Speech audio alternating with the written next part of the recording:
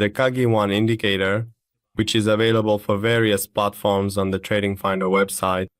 From this section, you can download the indicator file for MetaTrader 4 and MetaTrader 5 platforms and run it on your chart. Additionally, traders can read this page to learn about how the indicator works and its functionality.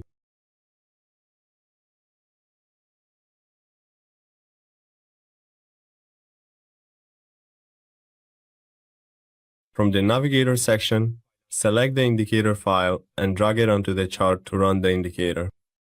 Once the indicator is placed on the chart, an oscillator window will appear at the bottom of the chart. The KAGI indicator is a special and practical tool for identifying the direction of price movement in the market. Using the dark blue color, we can identify upward trends, and when the oscillator displays aqua blue, it indicates a downward trend in the market. In this particular section, following the initial appearance of the aqua blue color, the prevailing price structure subsequently transitions to a distinct dark blue hue, and we can clearly observe that the overall market trend definitively shifts from a pronounced downward trajectory to a more robust upward movement. Here, once again, the predominant color scheme undergoes a noticeable alteration from the deeper dark blue shade to a lighter, more subtle light blue, and consequently, the overarching market trend direction decisively turns back downward. In the Settings section, under the Input tab, there are options available to us. In the first part, we can determine the calculation method. If this option is set to True, the indicator performs its calculations as a percentage. If we set it to False, the indicator bases its calculations on the price type and uses the actual price values.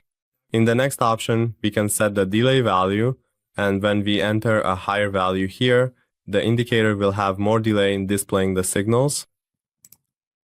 In this third input, the more we increase this value, the fewer changes will be shown in the oscillator, and we will receive fewer signals.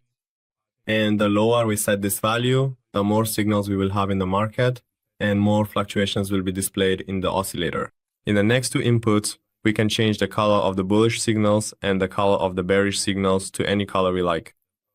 Here, I will change the calculation method, and I will also decrease the size value. And as you can see, both the calculation method and the size value in the market decrease and are displayed. Well, friends, we've reached the end of this indicator tutorial.